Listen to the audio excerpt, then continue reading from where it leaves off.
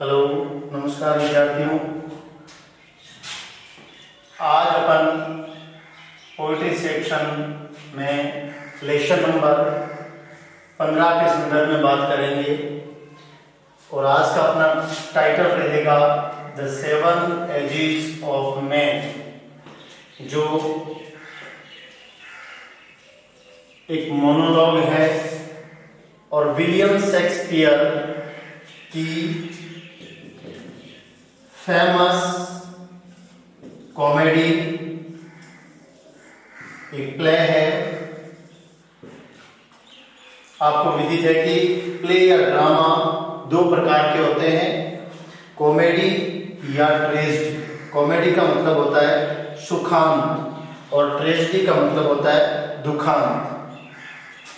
तो जिस मोनोलॉग की अपन बात कर रहे हैं, जो पोम अपन पढ़ रहे हैं, ये विलियम शेक्सपियर के फेमस कॉमेडी प्ले है जिसका नाम है as you like it. As you like it इस प्ले से, कॉमेडी से ये लिया गया है और यह एक मोनोलॉग है। यह एक मोनोलॉग है। मोनोलॉग क्या होता है? जब कोई भी कैरेक्टर प्ले के अंदर, ड्रामा के अंदर, नाटक में जब कोई पात्र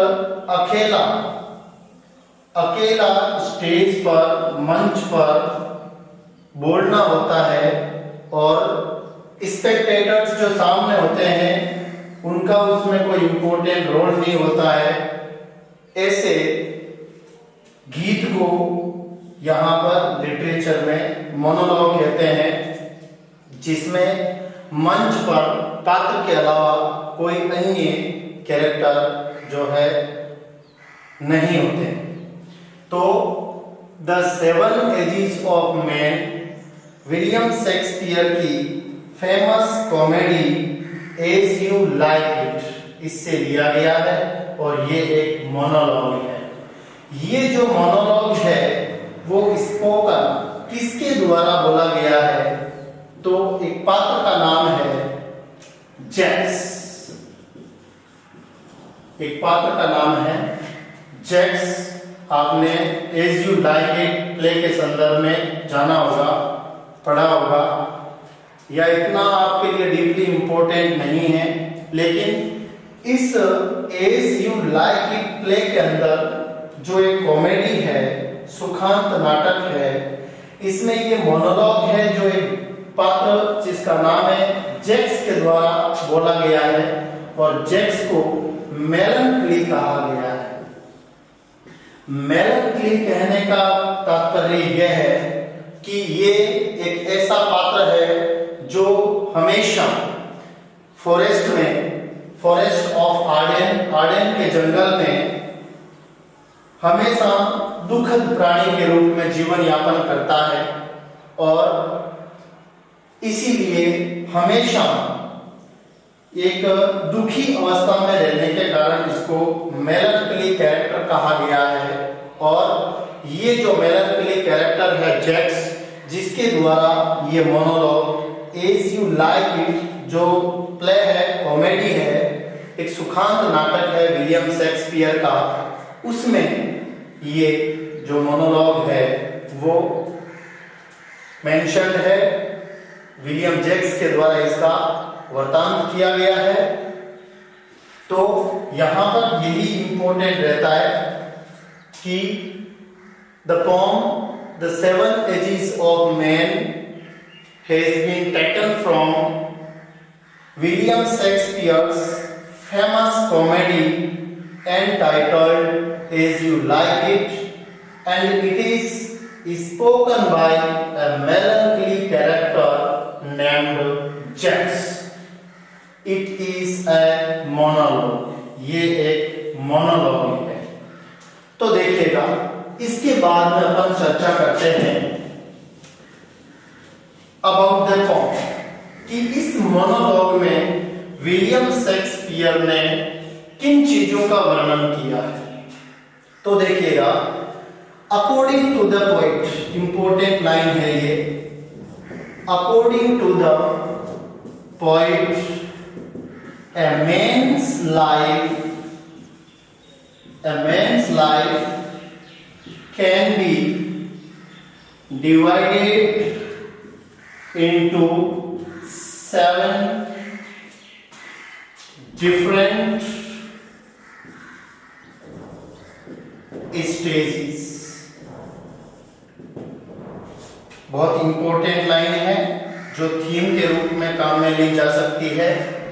अकॉर्डिंग टू द पोइट, कवि के अनुसार, विलियम शेक्सपियर के अनुसार, इस पोम में ए मैन्स लाइफ, एक व्यक्ति के जीवन को, एक मनुष्य के जीवन को कैन बी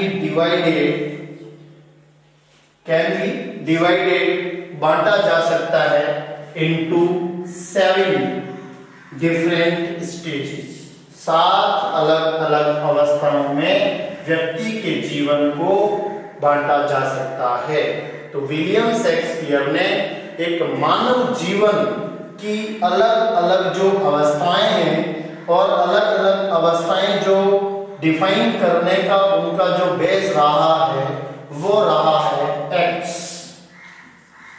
ये जो 7 अवस्थाएं विलियम शेक्सपियर ने दी है वो उनके अलग अलग अवस्थाओं में जो उनके द्वारा, एक मनुष्य के द्वारा अलग अलग जो कार्य किए जाते हैं उनको आधार मानते हुए, on the basis of acts a man perform in his whole life, एक मनुष्य के कार्यों के आधार पर जो वह अपने जीवन में संपूर्ण करता है, जिनका प्रतिपादन करता है, उन कार्यों के आधार पर मानव जीवन को विलियम शेक्सपियर ने 7 अवस्थाओं में बांटा है।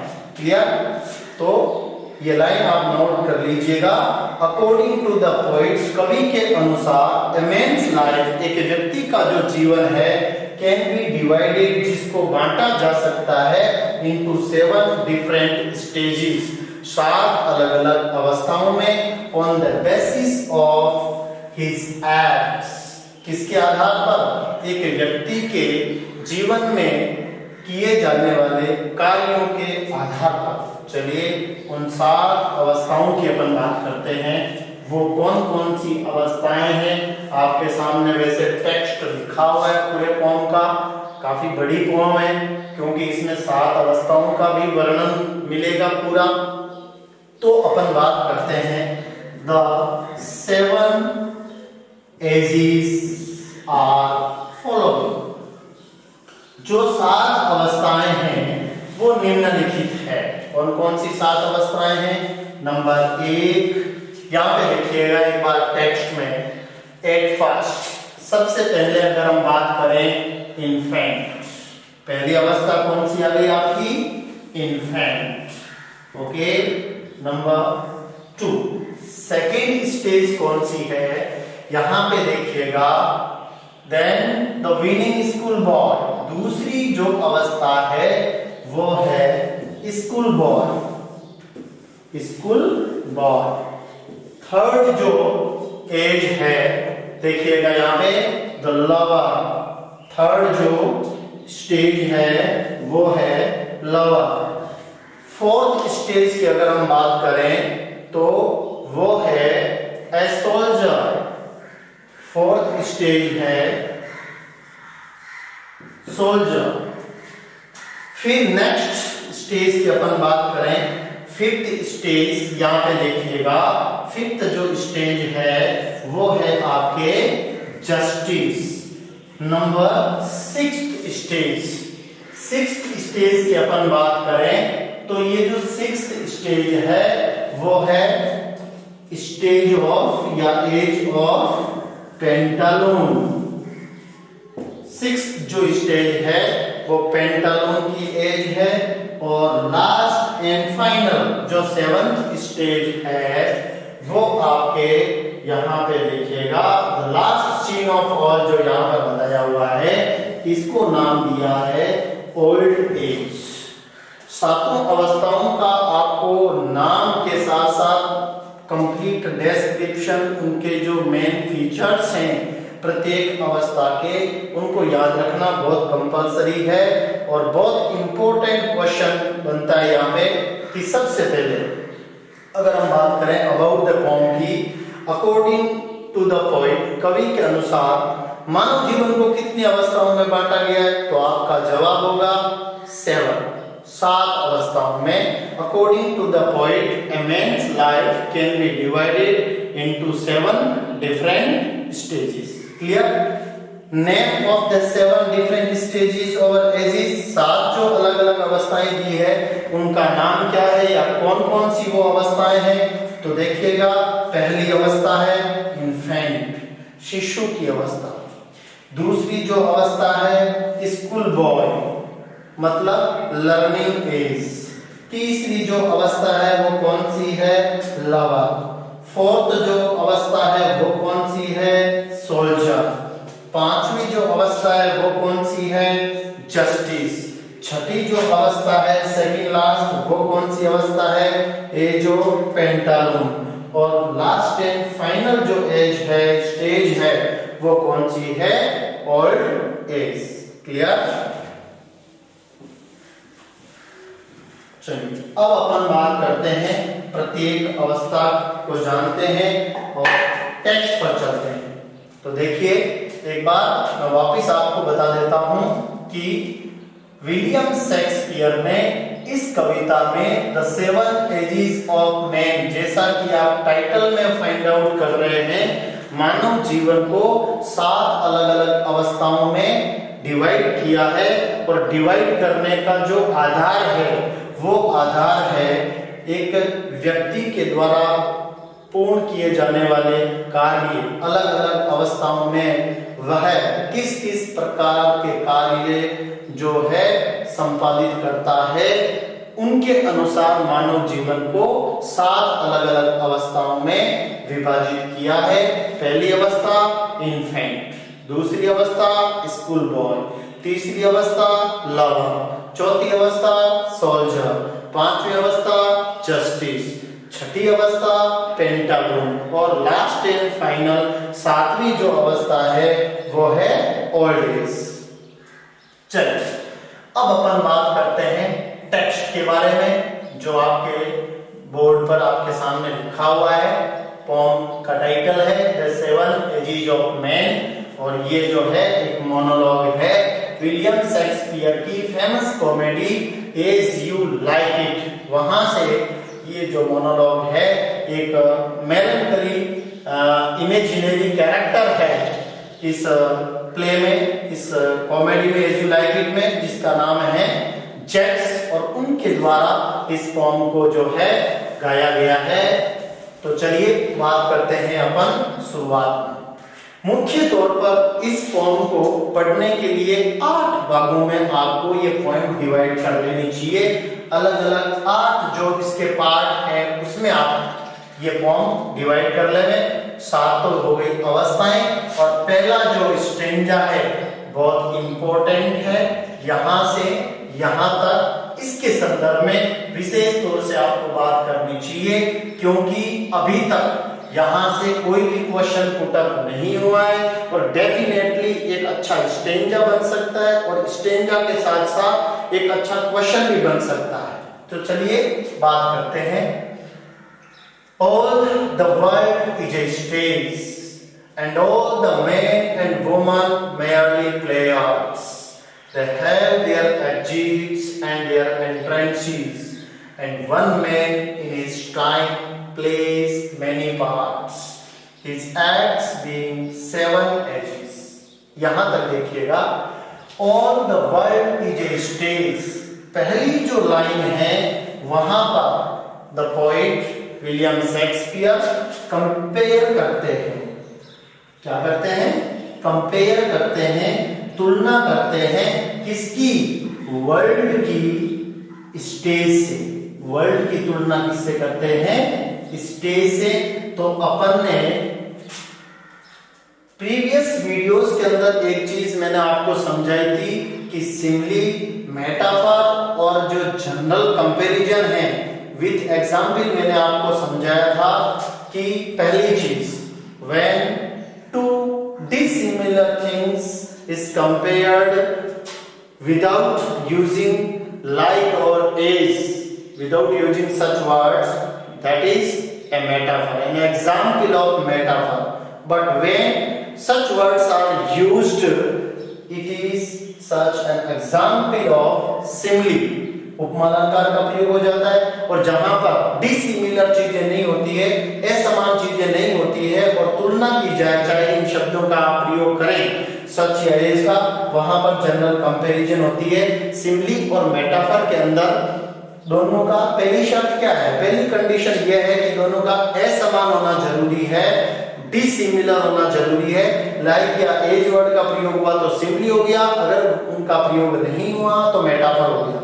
तो आप यहाँ पर सीधा सा एग्जाम्पल किसका देख रहे हैं, फिगर ऑफ स्पीच कौन सा है, मेटाफर, रूपक अलंकार है। तो ध्यान रखिएगा, all the world is a stage, it is an example of metaphor, figure of speech। यहाँ पर रूपक अलंकार का प्रयोग हुआ है।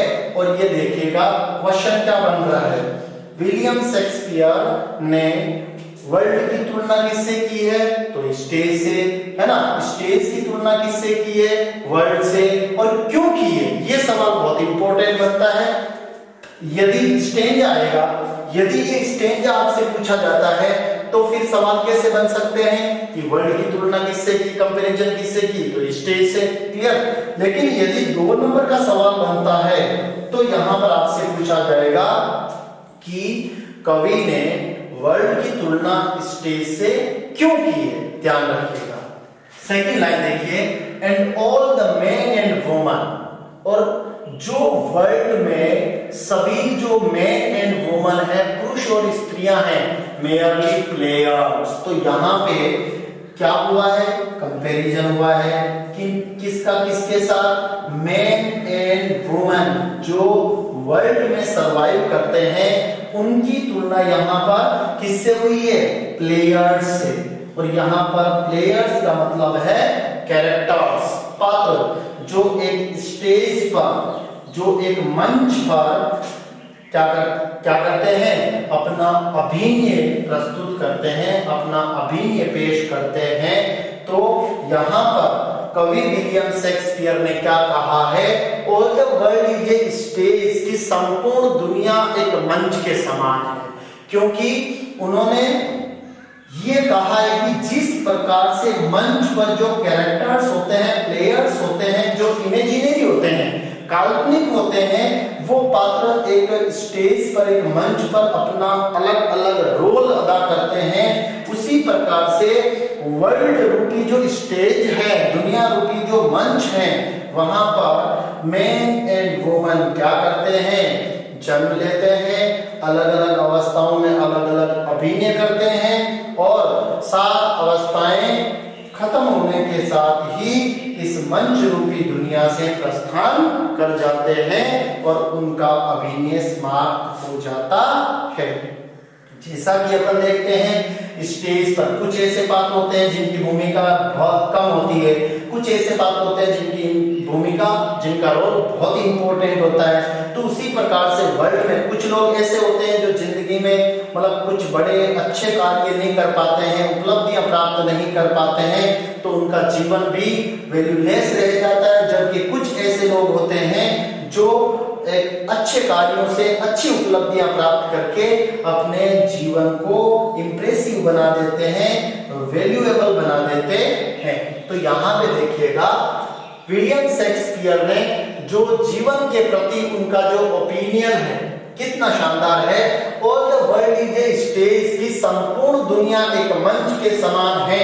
यहाँ पर मेटाफर का यूज हुआ है और वर्ल्ड की तुलना स्टेज से हुई है। क्लियर। सेकंड लाइन में क्या कह रहे हैं, and all the main and woman, जो वर्ल्ड में सरवाइव करने वाले पुरुष और स्त्रियां हैं, वो स्टेज पर अपना अभिनय करने वाले कैरेक्टर्स जो होते हैं, प्लेयर्स जो होते हैं, उनके समान इस विश्व, इस संसार रूपी मंच पर अपना अभिनय करते हैं। तो सेकंड लाइन में यहाँ पर मैन एंड वुमन जो रियल होते हैं, उनकी कंपैरिजन किनके साथ में हुई है, कैरेक्टर्स के साथ में हुई है, प्लेयर्स के साथ में हुई है, क्योंकि ये क्या होते हैं, इमेजिनरी होते हैं, तो दोनों असमान चीजें हो गई।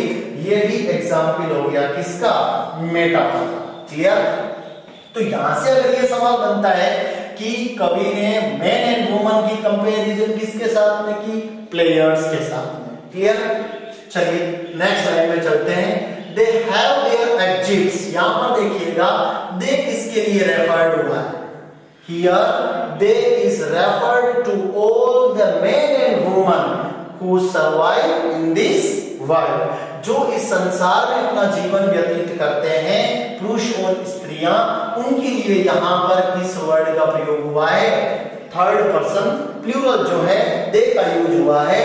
दे have their exits and their entrances, वो क्या करते हैं, एंट्रेंस करते हैं। एंट्रेंस मतलब क्या हो गया कि जिस प्रकार से स्टेज पर प्लेयर्स क्या करते हैं, एंटर, प्रवेश करते हैं अपना अभिनय करने के लिए, ठीक उसी प्रकार से पुरुष और स्त्रियां, मैन एंड वुमन क्या करते हैं, गेट बर्थ, जन्म लेते हैं। किसमें, इस संसार में, मतलब संसार या विश्व रूपी जो मंच है उस पर उनका आगमन होता है, वहां पर उनका एंट्रेंस होता है जन्म के साथ, और अपना अलग अलग अभिनय करने के साथ ही वो एग्जिट्स कर लेते हैं, अर्थात get die.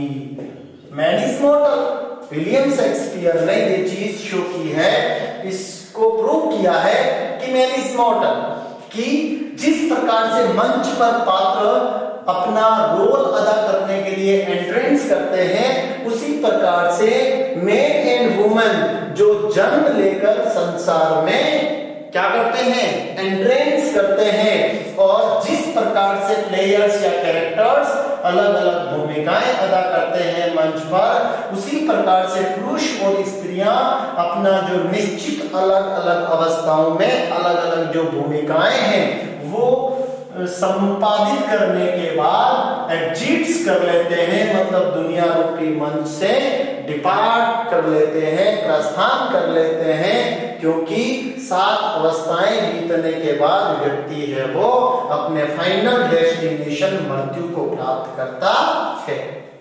Next, and one man मतलब यहां पर वन का यूज हुआ है फॉर एवरी मैन, इंडिविजुअली, प्रत्येक व्यक्ति के लिए इस शब्द का प्रयोग हुआ है।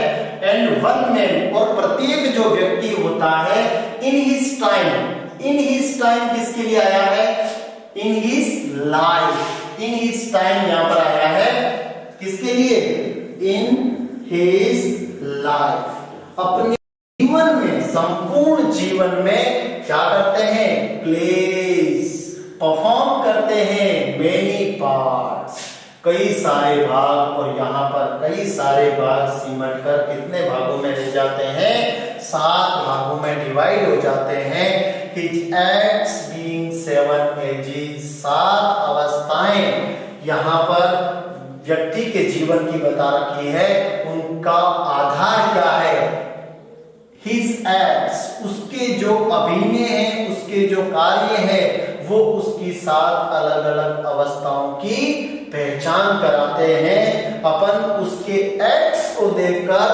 ये पता कर सकते हैं, ये समझ सकते हैं कि व्यक्ति की कौन सी अवस्था है।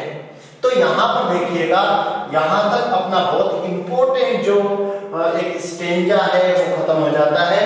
तो ध्यान रखिएगा, पहली लाइन में कवि ने वर्ल्ड की तुलना किससे की, स्टेज से। मैन एंड वुमन की कंपैरिजन किसके साथ में, प्लेयर्स, कैरेक्टर्स के साथ में। एग्जिट्स का यहाँ पर क्या अर्थ है, गेट डाई। एंट्रेंस का अर्थ यहाँ पे क्या है, गेट बाथ। ठीक है। और प्रत्येक जो व्यक्ति है इन इस टाइम अपने संपूर्ण जीवन में क्या करता है, प्लेस मेनी पार्ट्स, कई भूमिकाएं अदा करता है, कई अलग अलग भागों में, है ना, अलग अलग पार्ट्स में अपने जीवन को बिताता है, स्पेंड करता है।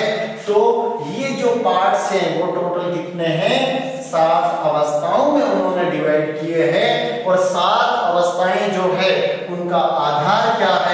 हिज एक्ट्स, कि किस प्रकार के वो अभिनय करता है, उसके अभिनय के तौर पर उसके जीवन को 7 अलग अलग अवस्थाओं में डिवाइड किया है, जो अवस्थाएं निम्न प्रकार है, जिनकी अपन यहाँ पे बात करने जा रहे हैं। अब देखिएगा, छोटे सवाल तो शायद आप समझ चुके होंगे, बड़े सवाल की बात कर लेते हैं। अगर यहाँ पे 2 नंबर का क्वेश्चन पूछा जाता है तो यहाँ पे ये पूछा जाएगा कि कवि ने संसार की तुलना मन से क्यों की है। तो देखिएगा, इसका आंसर समझिए कि जिस प्रकार से जो कैरेक्टर्स होते हैं, प्लेयर्स होते हैं, वो मंच पर प्रवेश करते हैं और अपनी निश्चित अलग अलग जो भूमिकाएं उन्हें संपादित करने के लिए बताई जाती है, वो अलग अलग अपनी भूमिकाएं संपूर्ण मतलब उनके भूमिका के समय के साथ वह अपनी वो जो रोल है वो निभाते हैं, अदा करते हैं और मंच से प्रस्थान कर जाते हैं। ठीक उसी प्रकार इन द सेम वे, उसी प्रकार पुरुष और स्त्रियां क्या करते हैं, अलग अलग 7 अवस्थाओं में अपना रोल प्ले करते हैं और 7 प्रकार के अलग अलग रोल प्ले करने के बाद वह मंच रूपी दुनिया से प्रस्थान कर जाते हैं। Players or characters get entrances on the stage and leave it or depart from it after playing their different roles, definite roles. In the same way, men and women get birth and plays different parts in his whole life and get depart from the world. इसलिए यहाँ पर कवि William Shakespeare ने संसार की तुलना मन से की है। क्लियर? अब अपन चलते हैं एट फर्स्ट, पहली अवस्था, और वो पहली अवस्था है इन्फेंट, शिशु की अवस्था। यहाँ पे देखिएगा, शिशु की अवस्था में व्यक्ति क्या करते हैं, म्यूलिंग एंड पुकिंग। म्यूलिंग का मतलब क्या होता है और पुकिंग का मतलब क्या होता है। म्यूलिंग यानी वीपिंग, वह रोता बिलखता है, एंड पुकिंग वॉमिटिंग करता है, वॉमिट्स, है ना। In the nurses arms, nurses arms का मतलब है उसकी अम्मा की गोद में या उसकी जो धाई है उसकी गोद में, शिशु अवस्था के अंदर, इन्फेंट की अवस्था के अंदर वह म्यूलिंग एंड पुकिंग, वीपिंग करता है, वॉमिटिंग करता है और अपनी पहली अवस्था को पूर्ण करता है। इसके बाद अपन चलते हैं then the weaning school boy, दूसरी अवस्था में। तो पहली अवस्था आप समझ चुके हैं कि वह अपनी धाई, अपनी अम्मा की गोद में रोता बिलखता है और उल्टियां करता है। इस प्रकार से एक व्यक्ति अपने जीवन की पहली जो अवस्था है वो पूर्ण करता है। दूसरी अवस्था में चलते हैं और दूसरी अवस्था है school boy. Then the weaning school boy क्या करता है, विथ हिज सेचल, सेचल का मतलब होता है स्मॉल बैग, स्मॉल बैग जिसको वो कैरी करता है, जिसको वो ले जाता है। स्कूल बॉय विथ हिज सेचल, अपने छोटे से बैग के साथ, एंड शाइनिंग मॉर्निंग फेस, और क्या करता है, shining morning face creeping like snail. यहां पे देखिएगा, बहुत इंपॉर्टेंट क्वेश्चन बन सकता है, ध्यान रखिएगा। एंड शाइनिंग मॉर्निंग फेस, सुबह के समय चमकते चेहरे के साथ, क्रीपिंग क्या करता है वो, गोज स्लोली, क्रीप करता है मतलब रेंग रेंग कर चलता है, मतलब धीरे धीरे आगे बढ़ता है, किसकी ओर, स्कूल की ओर। लाइक स्नेल, किसकी तरह, स्नेल की तरह। तो यहाँ पे स्कूल बॉय की कंपैरिजन किसके साथ में हुई है, स्नेल के साथ में हुई है। दोनों असमान चीजें हैं और यहाँ पर लाइक या एज वर्ड का प्रयोग हुआ है, तो ये एग्जाम्पल किसका है, सिमली का एग्जाम्पल है, उपमा अलंकार है। तो यहाँ पर ये भी सवाल पूछा जा सकता है कि स्कूल बॉय की तुलना किससे की, तो आपका रेस्पॉन्स होगा स्नेल से। और यदि यहाँ पर ये पूछा जाए कि स्कूल बॉय की तुलना स्नेल से क्यों की है, तो यहाँ पे ध्यान रखिएगा, स्नेल क्रीप्स, स्नेल क्रीप्स मतलब कहने का यह है स्नेल गोज स्लोली। एक जो घोंगा होता है वो बहुत धीरे धीरे चलता है, क्रीपिंग करते हुए चलता है, रेंग रेंग कर आगे चलता है। इसी प्रकार से स्नेल की तरह एक स्कूल बॉय होता है अनविलिंगली टू स्कूल। बहुत इंपॉर्टेंट फैक्ट हमारे सामने आता है, अनविलिंगली टू स्कूल। स्कूल जाने वाला जो बच्चा है वो अनिच्छा पूर्वक स्कूल जा रहा है, और जब अनिच्छा पूर्वक स्कूल जा रहा है तो इसका मतलब क्या हो गया, वह स्नेल जिस प्रकार से क्रीप करते हुए चलता है उसी प्रकार से स्कूल बॉय जो है स्कूल के लिए अनिच्छा पूर्वक आगे बढ़ता है, मतलब धीरे धीरे आगे बढ़ता है स्कूल की ओर। तो इसलिए यहाँ पर कवि ने स्कूल बॉय की तुलना किसके साथ में की, स्नेल के साथ में की।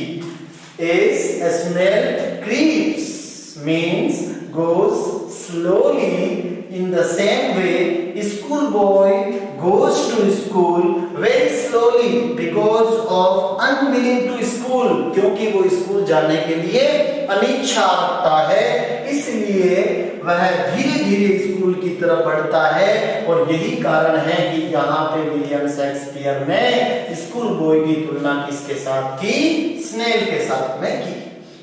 तब अपन चलते हैं एंड देन द लवर, तीसरी अवस्था की ओर बढ़ते हैं। और थर्ड जो स्टेज है मेंस लाइफ की वो है लवर, प्रेमी की अवस्था। इसके क्या फीचर्स हैं, शाइन लाइक फर्नेस, शाइन आहें भरता है, लाइक फर्नेस जिस प्रकार से, फर्नेस का मतलब होता है जो आग की भट्टी होती है, जिस प्रकार से उसमें आग की लपटें उड़ती है उसी प्रकार से वह एक लवर जो है वो क्या करता है, शाइन, क्या करता है, शाइन, आहें भरता है, लाइक फर्नेस। यहां पर भी लवर की तुलना किसके साथ में हुई है, फर्नेस के साथ में हुई है। दो असमान चीजों की तुलना हो रही है, लाइक वर्ड का यूज हुआ है, तो यहां पर भी कौन सा फिगर ऑफ स्पीच है, सिमली, उपमा अलंकार का प्रयोग हुआ है। ऐसा क्यों करता है, with a woeful ballad, ballad क्या होता है, एक बहुत लंबी पोएम होती है, और इसीलिए यहाँ पर उस लंबे गीत को यहाँ पर पोइट ने किसके तौर पर रिप्रेजेंट किया है, बैलड के तौर पर रिप्रेजेंट किया है, वोफुल बैलड, है ना। मत किसके लिए, made to his mistress, mistress का मतलब यहाँ पर प्रेमिका से है, कि एक लवर अपनी जो मिस्ट्रेस है, अपनी जो प्रेमिका है, उसकी आईब्रोज मतलब उसकी सुंदरता को रिप्रेजेंट कर रहा है, आईब्रोज, उसकी सुंदरता के प्रति क्या करता है, वो फुल बैलेड गाता है, अर्थात वेदना के साथ विरह के गीत गाता है। जब एक लवर अपनी प्रेमिका से बिछुड़ जाता है, उसे प्राप्त नहीं कर पाता है, तो वह उसकी सुंदरता के बखान में क्या करता है, वेदना के साथ, वेदनापूर्ण क्यों है, क्योंकि वह उसे प्राप्त करना उसके लिए संभव नहीं है, तो वेदना के साथ विरह के गीत गाता है, मतलब उससे अलगाव होने के गीत गाता है। तो ये आपकी अवस्था हो गई थर्ड लवर की स्टेज। देन ए सोल्जर, तब अपन बढ़ते हैं चौथी अवस्था की ओर, जो एक स्टेंजा के रूप में क्वेश्चन अच्छा बन सकता है, ध्यान रखें। देन ए सोल्जर, तब एक वो सोल्जर की अवस्था में प्रवेश करता है, फुल ऑफ स्ट्रेंज ऑड्स, ध्यान रखें, इन फ्रेजेस को अच्छे से समझें। फुल ऑफ स्ट्रेंज ऑड्स का मतलब होता है वह एविल थॉट्स रखता है, क्या रखता है, एविल थॉट्स, बुरे विचारों का। ये अवस्था जो है बुरे विचारों की ओर प्रकट या मतलब इंडिकेट करती है a lover full of strong odds, मतलब एविल थॉट्स के साथ में, बुरे विचारों के साथ में, and bearded like the pard, bearded दाढ़ी बढ़ा के रखता है, लाइक द पार्ड, पार्ड का मतलब होता है लियोपार्ड, तेंदुए के शरीर पर जिस प्रकार से घने और गहरे बाल होते हैं उसकी तुलना यहाँ पर सोल्जर के बियर्ड से की है। तो दो असमान चीजों के बीच में तुलना हो रही है, कंपैरिजन हो रही है, लाइक और एज वर्ड का यूज हुआ है। तो यहाँ पर भी आपका फिगर ऑफ स्पीच कौन सा हो गया? सिमिली, उपमा अलंकार का एग्जाम्पल है। तो देखिएगा, a soldier full of strange oaths, evil thoughts के साथ, बुरे विचारों के साथ, बियर्डेड लाइक द पार्ड, तेंदुए के शरीर पर जिस प्रकार के घने और गहरे बाल होते हैं उसकी तुलना की है यहाँ पर सोल्जर के बियर्ड से। जेलस इन ऑनर, ऑनर यानी होता है सम्मान, सम्मान पाने के लिए जेलस में क्या करता है? लोगों से ईर्ष्या करता है, मतलब जेलसी बन जाता है, ईर्ष्यालु बन जाता है। सडन एंड क्विक, अचानक और त्वरित रूप से क्या कर लेता है? इन क्वारल, अपने आप को झगड़े में डाल लेता है। Sudden and quick in quarrel, तुरंत और अचानक वह किसी से भी लड़ झगड़ बैठता है। किसके लिए? ऑनर पाने के लिए, फॉर गेटिंग ऑनर, सम्मान पाने के लिए वह अपने आप को ईर्ष्यालु प्रकृति में लोगों से लड़ झगड़ बैठता है। Seeking the bubble reputation, bubble reputation जिस प्रकार से बुलबुला, पानी का बुलबुला होता है वो क्षणिक होता है, बहुत कम समय के लिए होता है। बबल रेपुटेशन, तो इस प्रकार की, जो इस प्रकार का ऑनर है, सीकिंग, तलाश करता है ऐसे ऑनर की, मतलब जेलस के साथ में, ईर्ष्या के साथ में लोगों से लड़ झगड़ के, मतलब यह है कि वो अपनी आक्रोश भावनाओं में क्या करता है? बबल रेपुटेशन, क्षणिक समय के लिए, सम्मान पाने के लिए वह क्या करता है? लोगों से जेलस, ईर्ष्या करता है और तुरंत और अचानक ही लोगों से लड़ झगड़ बैठता है। Even in the cannon's mouth, cannon का मतलब होता है तोप, जब किसी व्यक्ति को तोप के सामने खड़ा किया जाए, इसका मतलब क्या है? बहुत बड़ी विपत्ति है ना, बहुत बड़ी परेशानी है ना, जिसे अपन कह सकते हैं ये एक बिग प्रॉब्लम, एक बहुत बड़ी समस्या या बहुत बड़ी परेशानी में अपने आप को डाल लेता है। किसके लिए? बबल रेपुटेशन, क्षणिक सम्मान प्राप्त करने के लिए। तो बहुत इंपॉर्टेंट स्टेज भी है ये, अभी तक बोर्ड एग्जामिनेशन में पूछी नहीं गई है, तो बहुत इंपॉर्टेंट वैसे भी बन जाती है। जिस प्रकार से पहला स्ट्रेंजर जितना इंपॉर्टेंट है उतना ही इंपॉर्टेंट की अवस्था बन जाती है। देन ए सोल्जर, एक जो सोल्जर की अवस्था है उसको कैसा बताया विलियम शेक्सपियर ने? फुल ऑफ स्ट्रेंज ऑड्स, मतलब एविल थॉट्स के साथ, बुरे विचारों के साथ, बियर्डेड लाइक द पार्ड, तेंदुए की तरह दाढ़ी बढ़ा के रखता है। तेंदुए के शरीर पर जैसे बाल होते हैं वैसे वो मतलब एक डरावना सा रूप धारण कर लेता है। जेलस इन ऑनर, सम्मान पाने के लिए वो ईर्ष्या करता है। Sudden and quick in quarrel, अचानक और तुरंत किसी से लड़ झगड़ बैठता है। किसके लिए? सीकिंग द बबल रेपुटेशन, क्षणिक सम्मान पाने के लिए वो क्या कर लेता है? अपने आप को, even in the cannon's mouth, अपने आप को बहुत बड़ी विपदा या परेशानी में डाल लेता है। इस प्रकार से ये अवस्था होती है समाप्त। और आगे बढ़ते हैं अपन, एंड देन द जस्टिस, पांचवी अवस्था में प्रवेश करते हैं। और पांचवी अवस्था को क्या नाम दिया है? जस्टिस, एक न्याय की अवस्था, न्याय करने वाले व्यक्ति की अवस्था। क्योंकि जब वह इन्फेंट की अवस्था पूरी कर लेता है, स्कूल बॉय की अवस्था पूरी कर लेता है, लवर की अवस्था पूरी कर लेता है, सोल्जर की अवस्था पूरी कर लेता है, तो उसकी तर्क शक्ति, बुद्धि का विकास हो जाता है। तो और वह पांचवी अवस्था में प्रवेश करता है, वो अवस्था है जस्टिस की अवस्था। इसमें क्या है, इन फेयर राउंड बेली, इसके फीचर्स क्या है, इसकी विशेषता क्या है, जस्टिस जो पांचवी अवस्था है, इन फेयर राउंड बेली कि वो गोल मटोल तोंद बढ़ा देता है, किससे, विद गुड कैपल लाइन। कैपल लाइन का मतलब होता है चीज एंड पॉक।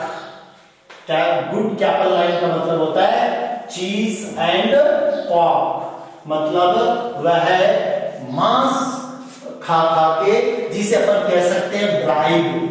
ब्राइब मतलब रिश्वत प्राप्त करके वह एक इस प्रकार का जीवन जीता है। किस प्रकार का, कि वह चीजें पॉक खा खा के अपनी तोंद को बढ़ा लेता है, अर्थात ब्राइब प्राप्त करके, रिश्वत प्राप्त करके वह एक अच्छा और आरामदायक जीवन जीता है। With I severe, with I severe, आंखों की जो मतलब दृष्टि है वो तेज हो जाती है। आई सीवियर मतलब वह अपनी नजर से बुरे और अच्छे को पहचानने की शक्ति प्राप्त कर लेता है। And beard of formal card, जो एक मतलब अच्छे जीवन, एक आरामदायक जीवन को रिप्रेजेंट कर रहा है। Beard of formal cut, formal cut में दाढ़ी रखता है, फुल ऑफ वाइस सार्स। सार्स का यहाँ पर मतलब है कि वो इस प्रकार की सेंस कहता है, इस प्रकार के कोट लोगों के सामने रखता है, इस प्रकार की कहावतें कहता है।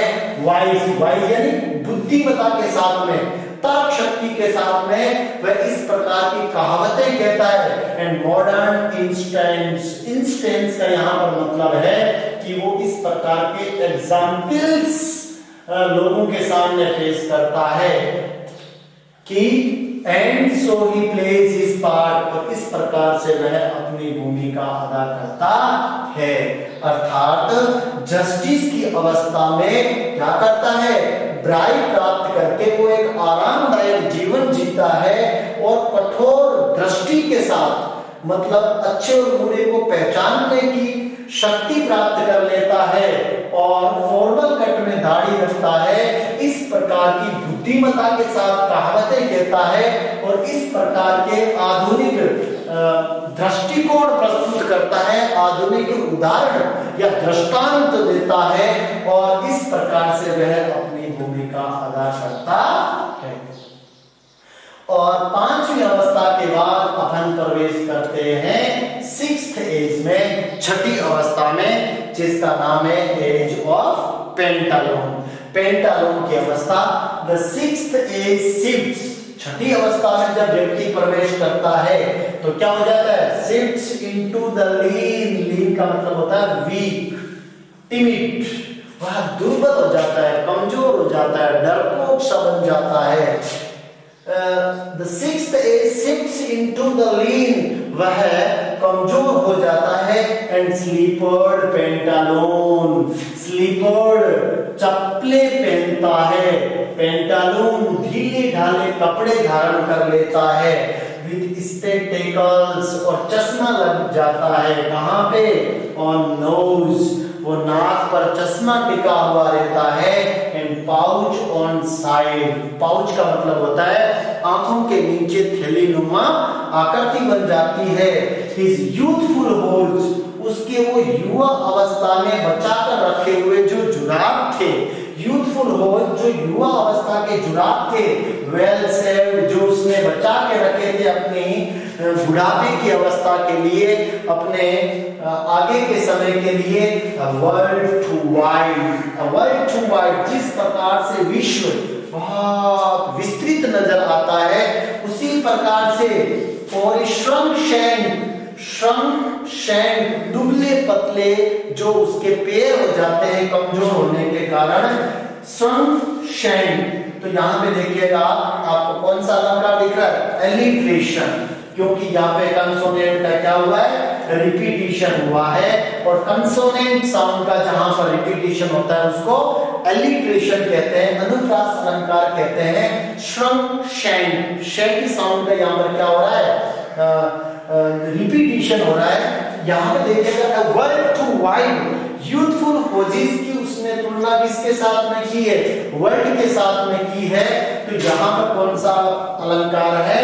मेटाफर, रूपक अलंकार है, क्योंकि यहाँ पे यूथफुल होजिस की जो कंपैरिजन है वो किसके साथ में हुई है? यूथफुल होजिस की कंपैरिजन वर्ल्ड के साथ में हुई है। जिस प्रकार से वर्ल्ड टू वाइड, यहाँ पे एलिट्रेशन भी है, वर्ल्ड वाइड एलिट्रेशन भी है और मेटाफर भी है, ठीक है ना।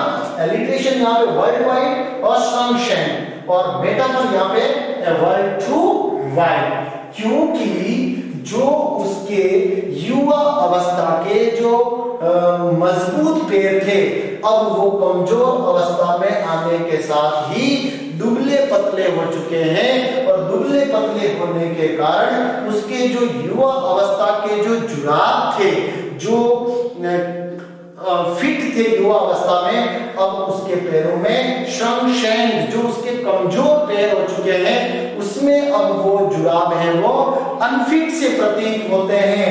And his big manly voice, और उसकी वो युवा अवस्था की बिग मैनली वॉइस, जो बड़ी कठोर आवाज जो थी, टर्निंग अगेन, वापिस बदल जाती है। इसमें toward childish treble pipes, toward childish treble pipes, जो एक इंसान की बचपन में पतली सी और मीठी सी आवाज होती है, तीखी सी आवाज होती है, वह छठी अवस्था में प्रवेश के साथ में वापिस कैसी हो जाती है? टर्न कर लेती है, बदल जाती है। कौन सी आवाज? जो उसकी युवा अवस्था के अंदर बहुत खूंखार और मजबूत और दृढ़ जो आवाज थी, वो वापस बचपन वाली पतली सी दुबली सी आवाज में नजर आती है। एंड विशल्स इन हिज साउंड, और जब वह बोलता है तो विशल्स जैसी साउंड नजर आती है, अर्थात सीटी नुमा आवाज में वह उसकी आवाज प्रतीत होती है। और इस प्रकार से एक व्यक्ति बहुत बड़े परिवर्तनों वाली अवस्था को समाप्त कर लेता है। सबसे ज्यादा परिवर्तन देखने को मिलते हैं इन सिक्स्थ एज ऑफ पेंटालून, छठी जो अवस्था है। देखिएगा कौन कौन से परिवर्तन होते हैं। द सिक्स्थ एज शिफ्ट्स, जो छठी अवस्था किसमें शिफ्ट होती है? इनटू द लीन, मतलब कमजोर हो जाता है, दुर्बल हो जाता है। एंड स्लीपर्ड, ढीली ढाली चप्पल पहनता है। पेंटालून, ढीले ढाले कपड़े पहनता है। विद स्पेक्टेकल्स ऑन नोज, और उसके नाक पर चश्मा टिका हुआ रहता है। एंड पाउच ऑन साइड, और उसके आंखों के नीचे थैलीनुमा आकृति सी प्रतीत होती है, त्वचा लटकने लग जाती है। इस यूथफुल होज, और उसके वो युवा अवस्था के जो जुराब थे, वेल सेव्ड, जो उसने बचा के रखे थे, वर्ल्ड टू वाइड, किसके लिए? फॉर श्रंक शैंक, उसके दुबले पतले कमजोर पैरों के लिए अब वो संसार की तरह विस्तृत नजर आते हैं, अर्थात अनफिट नजर आते हैं। और उसकी युवा अवस्था की जो मजबूत आवाज थी, अब वो आवाज वापस किस प्रकार की आवाज में बदल गई है? चाइल्डिश ट्रेबल पाइप्स, जो बचपन वाली पतली सी जो आवाज थी उसमें नजर आती है, उसके समान नजर आती है। और उसकी साउंड में अब विशल्स नजर आते हैं, सीटी नुमा आवाज निकलती है। और इसके बाद अपन सातवीं लास्ट एंड फाइनल एज में प्रवेश करते हैं। और इसको देखो, बहुत इंपॉर्टेंट सवाल बन रहे हैं। छठी और सातवीं अवस्था से वैसे अभी फिलहाल कोई क्वेश्चन नहीं बना, तो बहुत इंपॉर्टेंट अवस्थाएं हो जाती है दोनों, ठीक है, स्टेंजा के तौर पर भी और क्वेश्चन के तौर पर भी। सबसे पहले देखिएगा लास्ट सीन ऑफ ऑल, सातवीं अवस्था को क्या कहा है? लास्ट सीन कहा है।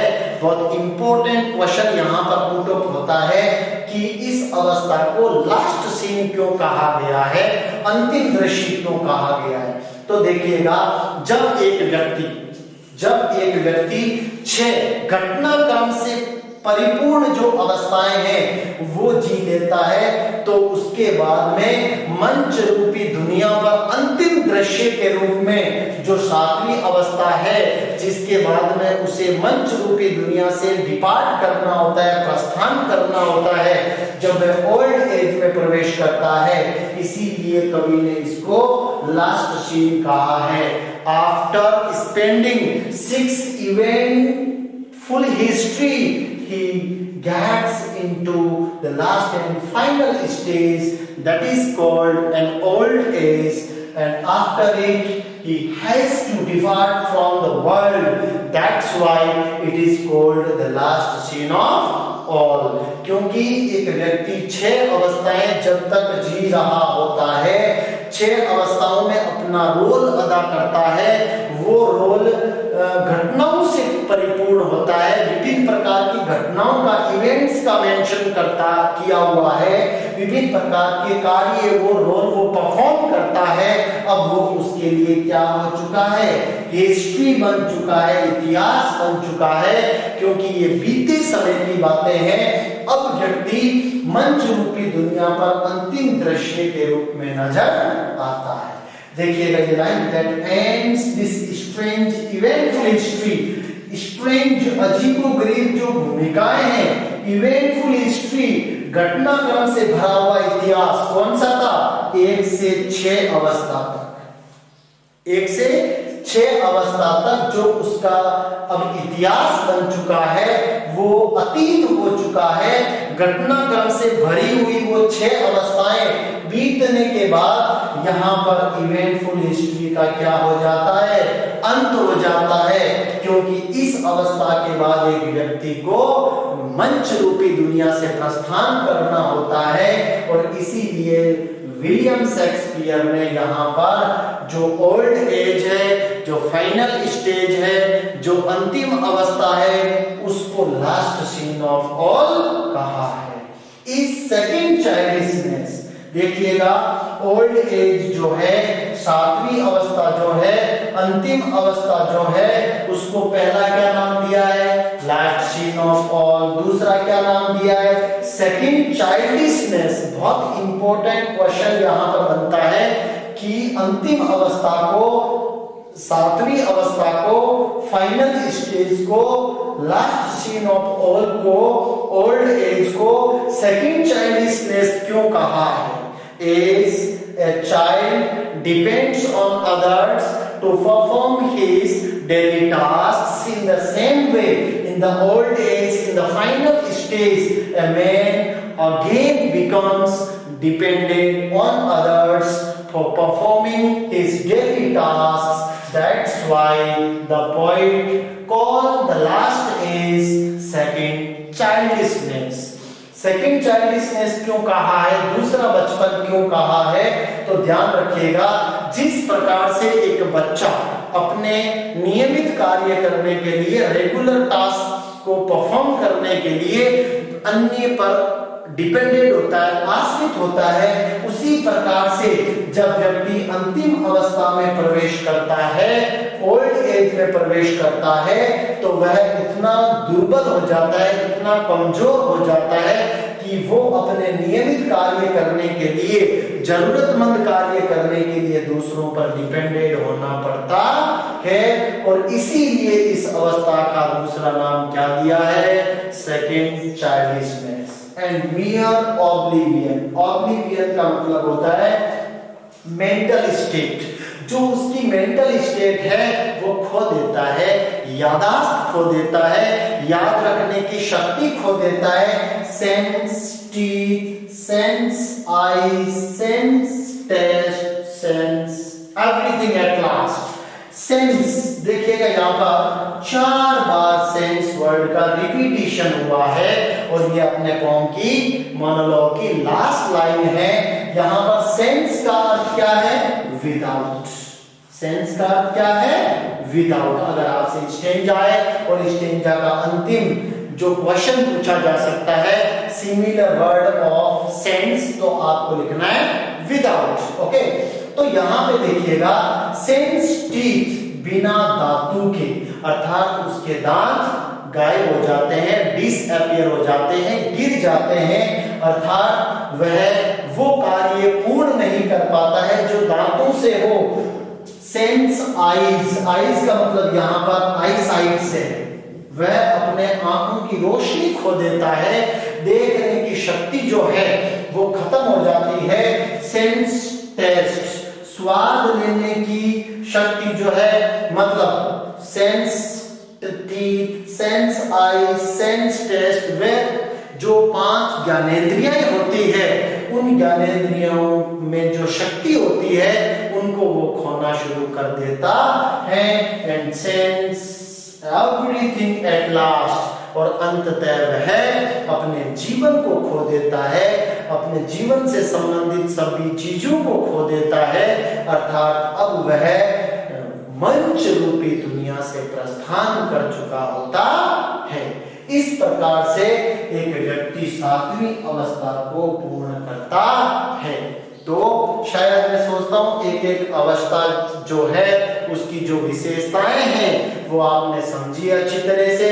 जहां जरूरत है देखिएगा उसको हमेशा आप अपनी अभ्यास पुस्तिका में नोट करें, उनको आप लिखें। और यहाँ पर जो सबसे इंपॉर्टेंट चीजें हैं वो मैं एक बार आपको और बता देता हूँ। जो छोटे छोटे सवाल हैं वो एक एक लाइन, एक एक वर्ड पर अपन ने डिस्कस किया, कंसल्ट किया, चर्चा की। जो 2 नंबर के सवाल बनते हैं, पहली चीज तो आपके स्टेंजा बन सकते हैं। स्टेंजा यहाँ पर ध्यान रखिएगा, मुख्य तौर पर 7 स्टेंजा बनते हैं। पहली अवस्था जो है वो पहले स्टेंजा में, ऊपर वाले स्टेंजा में साथ में पूछी जा सकती है, या पहली और दूसरी अवस्था को एक साथ पूछा जा सकता है। क्लियर? तो एक तो आपका स्टेंजा यहाँ तक हो गया, और उसके बाद में 7 अवस्थाएं हैं, जिनमें से पहली अवस्था बहुत छोटी होने के कारण या तो इसके साथ पूछी जा सकती है या दूसरी अवस्था के साथ पूछी जा सकती है। तो आपके पास में 7 स्टेंजा है, उनकी क्वेश्चंस को आप अच्छी तरह से जानने की कोशिश करें, समझने की कोशिश करें। अब जो सबसे इंपॉर्टेंट क्वेश्चन बन रहे हैं, पहला क्वेश्चन एग्जैक्टली आपके बोर्ड एग्जामिनेशन में जो कमिंग सेशन है उसमें जो आपके बोर्ड एग्जाम होंगे, डेफिनेटली ये क्वेश्चन 100% आने की संभावना है कि कवि ने संसार की तुलना मन से क्यों की है। बहुत इंपॉर्टेंट सवाल है। यहाँ पर ये स्टेंजा आ सकता है या ये आपसे सवाल पूछा जा सकता है। क्लियर? तो ये आप सवाल अच्छी तरह से देखें। Why does the poet compare the world to a stage? संसार की तुलना कवि ने मन से क्यों की? उसके बाद में 7 अवस्थाओं की जो मुख्य विशेषताएं हैं उनको आप हमेशा ध्यान रखिएगा। किसी भी अवस्था से 2 प्रकार के सवाल पूछे जाते हैं। एक तो आपसे यह कहा जाएगा, जैसे एक सवाल आप पहले पूछा गया है, 5th span of life, 5th span of life. तो यहां पर जरूरी नहीं आपको 5वीं अवस्था का नाम दिया जाए और सवाल पूछा जाए। 6th span of life, 4th span of life, 2nd span of life, इस प्रकार से भी क्वेश्चन पूछा जा सकता है। और दूसरी बात यह है कि उस अवस्था का नाम भी दिया हुआ हो सकता है। क्लियर? अब इसके बाद में देखिएगा जो इंपॉर्टेंट क्वेश्चन बनता है, कवि ने स्कूल बॉय की तुलना स्नेल से क्यों की है? Why does the poet compare the school boy to a snail? या यहाँ पर ये सवाल बन सकता है, Why the school boy is compared to a snail? कवि ने स्कूल बॉय की तुलना स्नेल से क्यों की है? इसके बाद में आगे बढ़ते हैं। तो यहाँ पर चौथी अवस्था के मुख्य विशेषताएं हैं। ठीक है, इसके बाद में 5वीं अवस्था है, 6ठी अवस्था है। अब यहाँ पर 7वीं अवस्था से ऐसा क्वेश्चन निकलकर हमारे सामने आता है, और 2 क्वेश्चन बहुत इंपॉर्टेंट है। कौन सा? पहली चीज तो यह है कि 7वीं अवस्था को या अंतिम अवस्था को या ओल्ड एज को लास्ट सीन ऑफ ऑल क्यों कहा? बहुत इंपॉर्टेंट क्वेश्चन बन सकता है। और दूसरा क्वेश्चन कि लास्ट एज को या फाइनल स्टेज को या 7वीं अवस्था को या ओल्ड एज को सेकंड चाइल्डिशनेस क्यों कहा है? ये सवाल बहुत इंपॉर्टेंट बनते हैं। तो एक बार आप जो है फॉर्म को अच्छी तरह से पढ़ें और इस वीडियो को आप बार बार देखें ताकि अच्छी तरह से आप इसको समझ सकें। और प्रत्येक जो स्टेज है उनकी जो विशेषताएं हैं वो मैं आपको जरूर बोर्ड पे लिखवा दूंगा। अगर कोई आपका कोई ऐसा क्वेश्चन है जो आपके कोई चीज समझ में नहीं आई हो या आप क्वेश्चन संबंधित चैप्टर से या टेक्स्ट से पूछना चाहते हैं तो आप कमेंट बॉक्स में अपना क्वेश्चन लिख सकते हैं, या जो दिए गए व्हाट्सएप नंबर हैं उन पे भी आप अपना क्वेश्चन शेयर कर सकते हैं। आपको जल्द से जल्द जैसे ही आपका क्वेश्चन देखा जाएगा तुरंत आपको उसका आंसर प्रोवाइड करवाया जाएगा। धन्यवाद, थैंक यू।